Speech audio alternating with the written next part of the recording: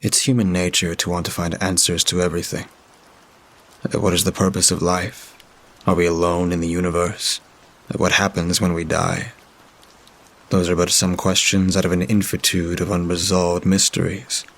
Nearly 30 years ago, I was forever changed by flirting with answers and knowledge I was not to see. Fly too close to the sun and he will be burned, they say. I'm just an old guy now, and if there's one truth I came to be particularly fond of, it's that ignorance is bliss. It was the beginning of October 1993, and at the time I was living with my partner, Edward, in a cabin in northern Maine. We built the place ourselves, on a piece of land far from the city, away from concrete, lights, and gossips. Closer to nature, but still quite comfortable. We had a well for water, several ways to get power if we needed, and a near endless amount of firewood at our disposal. Even better, we were surrounded by the forest. It was our playground. Despite what happened, I remember this place quite fondly. And thinking back, those years were probably the happiest of my life. The morning of that fateful day, Edward was getting ready to hunt. Deer season had just begun, so he had his crossbow at the ready. He patiently drank coffee at the table, marveling at the forest whilst waiting for me. The coffee was more by habit than anything else. He was already wide awake, and no caffeine needed here. "I'm feeling it, James. That buck is waiting for us," said Edward ecstatically. "The forest is looking fucking phenomenal this morning." "Can we say morning if the sun's not even up yet?" I asked, yawning. "The early hunter catches the deer," Edward said, his gaze still on the forest. "I'm not quite sure this is how the expression goes," I replied, stealing his cup of coffee in the process. Soon after, we left the cabin, heading deep inside the woods. Edward was an avid hunter, but he was also the man with the most respect for nature I ever knew. For him, hunting was a sort of communication with the wilderness. He respected the forest, and in turn, it granted him a spiritual connection to all that it inhabits. At least, that's how he described it. He was kind of a hippie that way. He was right about the forest, however. It was gorgeous. Tall trees, the canopy just dense enough that it felt like you were inside a living organism, but sparse enough to let some sun rays reach the forest floor. They call those God rays, and at that moment it certainly felt like we were close to him. Edward had set up several hunting spots around the forest, and we spent the morning going from one side to the other. We got several hares from the traps he set to those locations, but no deer yet. I was not a hunter myself. I did not even carry a weapon, so for me, the quiet moments in nature were what I was going hunting for. That doesn't mean I was completely useless. I did not have any weapon skills, but what I had was a very keen sense of observation. I often spotted animals before Edward did, spiritual connection or not. That time was no exception. When I saw the deer, I quickly grabbed Edward's arm and pointed in the direction it was. "Right there, just between those trees," I whispered. Edward looked for several seconds before I finally saw the confusion escape from his eyes. "Damn, you saw it from that far away?" Edward replied, his focus now entirely on the target. "It's a bit too far. We'll need to approach it slowly," he added. Edward was cautious, only moving when the deer was looking away. It did not help that it moved in the opposite direction, dragging us farther into the forest. It finally stopped, drinking from a puddle of water. The deer stayed in that position long enough to let Edward reach a good vantage point. The deer was done for. The arrow flew through the air and hit the deer directly in the ribs. Usually the prey attempts to flee, eventually collapsing to the ground, but not this one. Instead, it raised its head, looking in Edward's direction, its legs faltering slightly. It stood there, dumbfounded. Did Edward miss? But then the deer took a step forward, collapsed, and as it fell on its side, disappeared. Edward and I started running in its direction, exchanging confused looks. When we reached the place where the deer once stood, we understood. That was no puddle of water. It was a 15-foot wide circular hole, right there in the middle of the forest. The deer had fallen in. It is hard to describe with adequate accuracy the eeriness of that place in words. After all, what is so special about a hole? The first thing that stuck out is that we could not see anything inside it.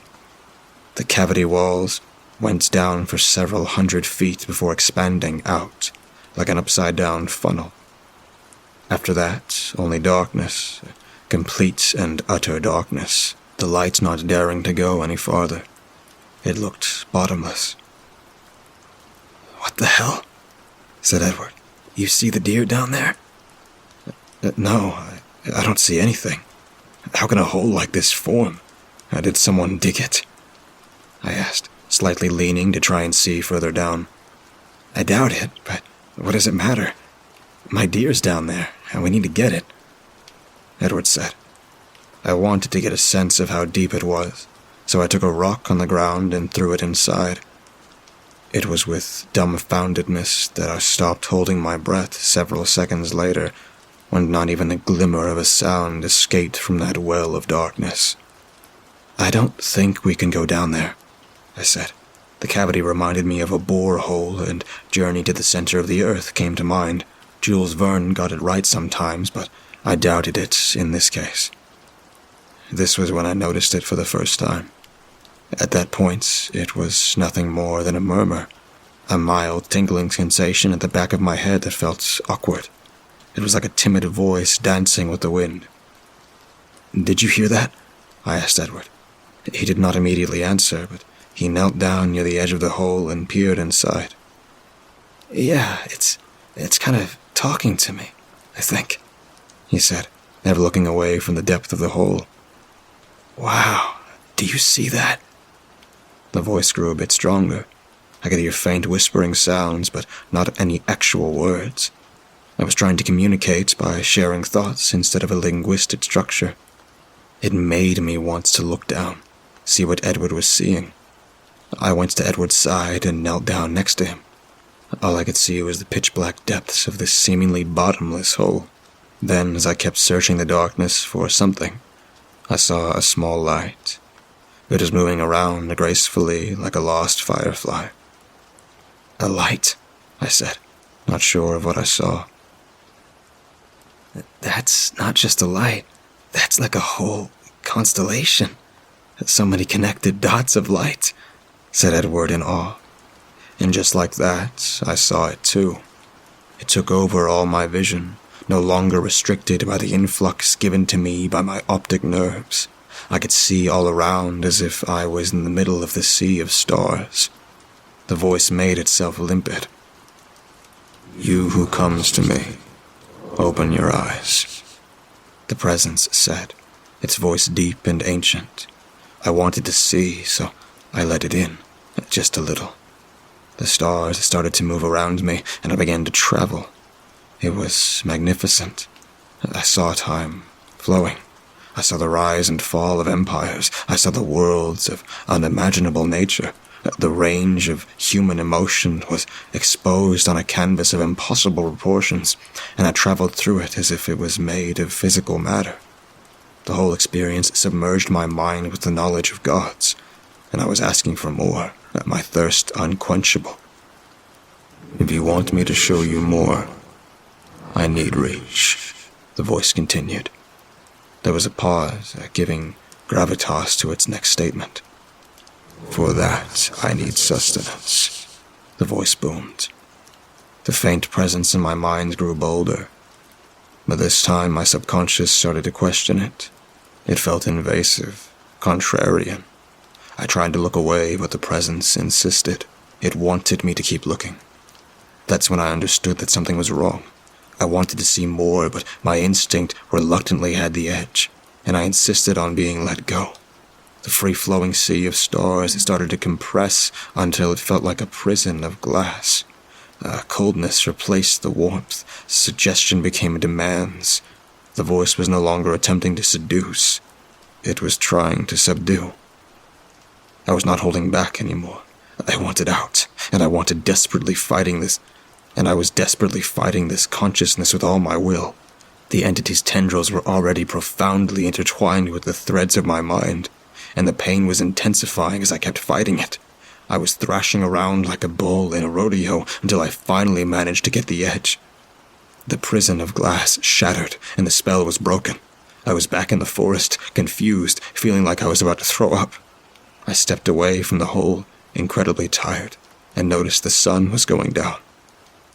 How long was I under its influence? Coming back to my senses, I found that I was not the only one the dark presence was affecting. The forest itself was changing. From the hole itself extended gigantic veins, pulsating and emitting a reddish hue at the rhythm that matched the ground tremors. Surrounding trees were dying, some of them already broken in half. Life sucked out of them. But the most disturbing of all was the wildlife. Approaching from the bottomless pit were squirrels, field mice, foxes, and even deers. It was a scene straight out of a Disney movie gone wrong. All the animals subjected to the will of this obscure mind flyer.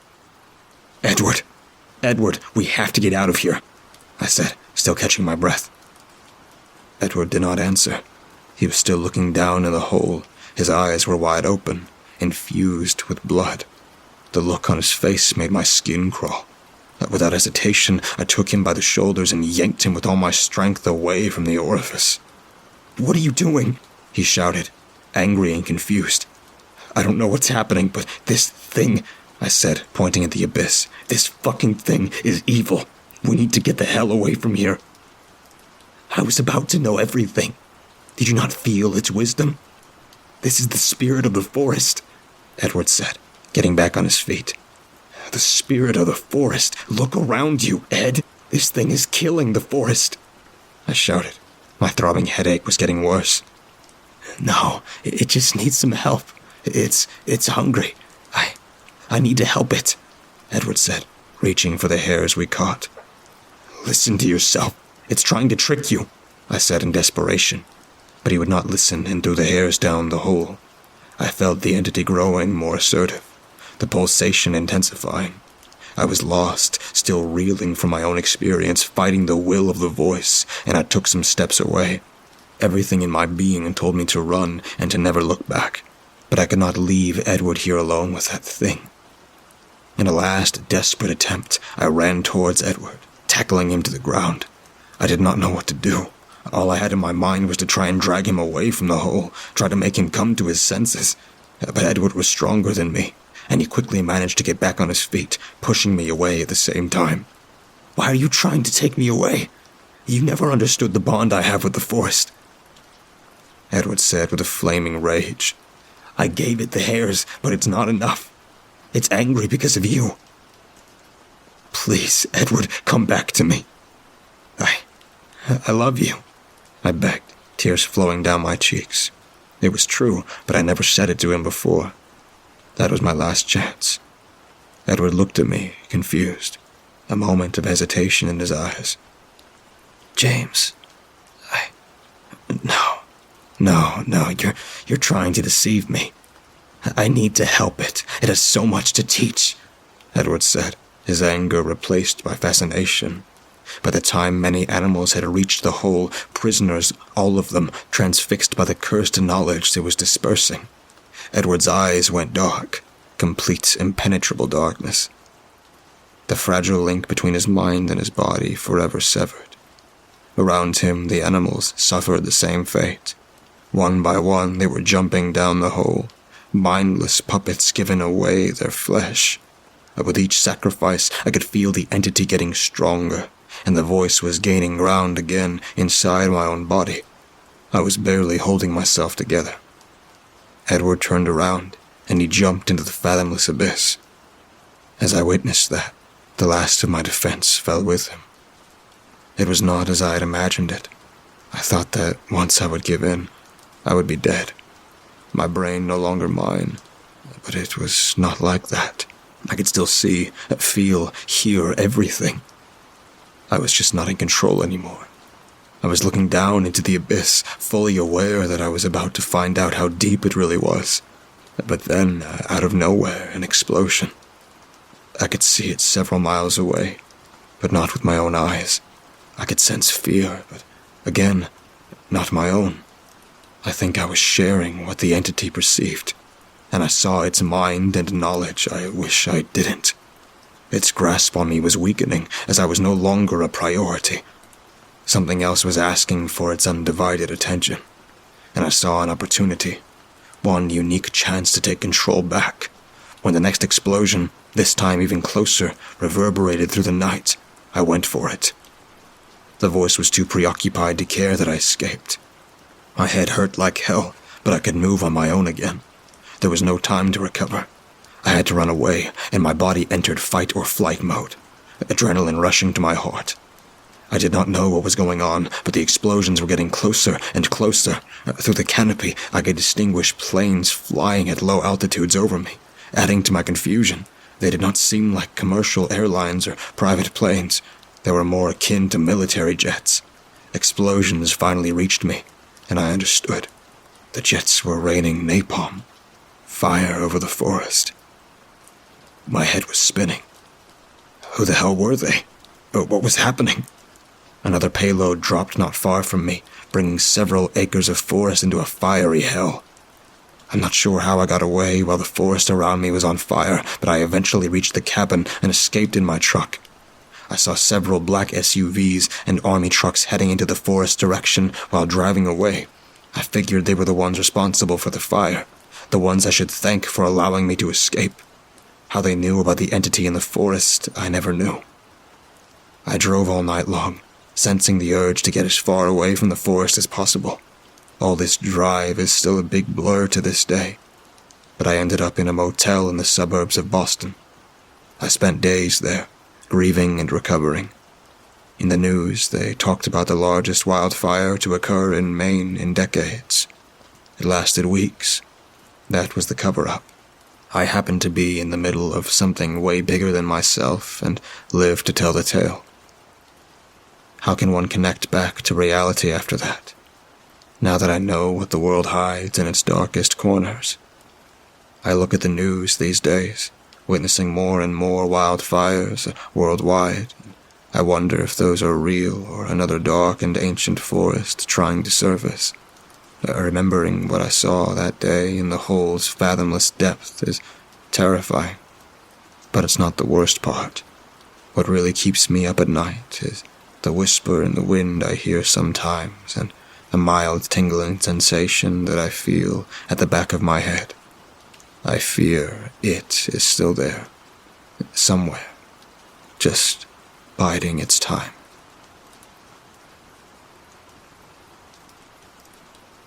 They say it takes 2 days before your cat will eat your body if you die. Well, I can tell you that it's longer than that, but not by much. I have 5 cats. Yes, 5.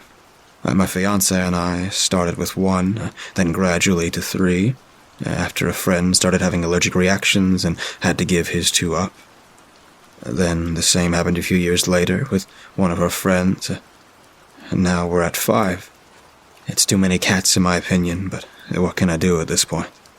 They're here to stay, and I love them, unconditionally. A while ago now, my fiancé left for a trip to Thailand. She's into Muay Thai, and so is her brother, so he invited her to go with him on a training trip his gym was taking. This left me home alone for a while, watching as an introvert as well as a professional writer who was currently in the midst of his 2nd novel was not unwelcome. I was looking forward to some valuable alone time and a distraction-free environment in which to make some progress on my writing. 3 days into our trip, I had been doing just that. Around 4 p.m., I finished my 3rd chapter in as many days. I was thrilled, but needed a change of pace, as my mind was beginning to give off sparks. One of the lights in the high ceiling of our living room had gone out, so I figured I'd take this time to replace it. I went into the garage and got the ladder, then set it up under the light. I stood on the 2nd from the top step, looking up. Even though I'm tall, I could still barely reach the light. I went up to the next rung, knowing full well it wasn't safe. I could reach it now, but it was still at an awkward distance. I thought about it for a second, then decided to just go for it. I didn't want to have to find another ladder or call an electrician, plus I'm pretty sure-footed, so I stepped up onto the top of the ladder. I could comfortably reach the light now. The bulb was a pretty standard screw-in type that could easily be changed out, except that there was a thin metal rim that went about halfway around the circumference of the fixture and blocked the bulb from coming out. Try as I might, I could not figure out how to get the bulb around it or get it off. I finally resorted to brute force and gave it a good yank. Nothing happened. I yanked it harder. Still nothing. I gave it one more firm pull and it came off. Unfortunately, so did my feet from the ladder. I came to lying on my back, staring up at the broken fixture. I couldn't move. I could tell I was breathing, and a dull aching in my back that seemed many miles away told me that I still had some life in my nerves, but otherwise, nothing. Panic didn't last long, as there wasn't anything I could do. Since I was conscious and I could feel a bit, I figured it would pass. I resolved myself to wait it out and began focusing on my breathing, not only as a meditative practice, but to help regain control of myself, too. As time passed, I could sense faint nudges around my feet, hands, and head. Now and then, a shock of fur would pass before my eyes. Once, my breathing became more difficult, and far off somewhere, I could feel 4 little paws on my chest.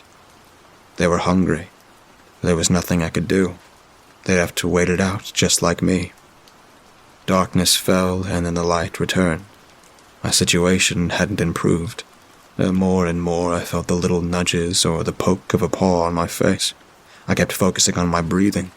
If I was making progress with it, I couldn't tell, but for the time being, it was keeping me sane. Again, night fell, and again dawn broke with no improvements. The nudges and pokes were getting more frequent and far more desperate. I could feel a gnawing sensation in my stomach, and my lips were beginning to feel dry and cracked. Sometime during the 3rd night is when I felt the teeth. Again, that far-away sensation, almost as if it were happening to someone else. Even so, the feeling was unmistakable, like 2 steel rods sinking into the flesh of my calf. Then a tug, then a rip. I tried with all my might to make myself scream. Nothing. I felt the teeth again. Another pull, another rip. A wet, chewing sound. I waited for my lungs to fill with air and then focus all my energy into forcing it out. A low, strained groan escaped my lips, but it was enough. The teeth stopped, and I felt the faint vibrations of little footsteps going away. I woke up later in the night to what felt like a small piece of sandpaper rubbing against my leg. Someone was licking up the blood around the wound.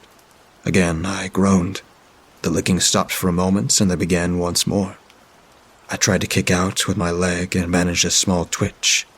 I heard paws run off again. I was starting to feel like a small fire was smoldering in my leg. Just embers for now, but it wasn't good. How long had they been at it while I was asleep? How much longer could I hold them off? What was left of my leg? How much longer could I last like this? This same cycle continued for days. First, the feel of teeth in the flesh of my leg, arm, or sometimes my face. Next, a twitch or a groan to shake them off. Sometimes more than one set of teeth at a time. Sometimes they wouldn't leave. I could feel the wetness of blood on parts of me. I could feel the small embers of pain and infection all over. My stomach felt like it was filled with nails, and my mouth was like hot sand. I was growing weak. With what was now left of my sanity, I tried to count the days I'd been lying there.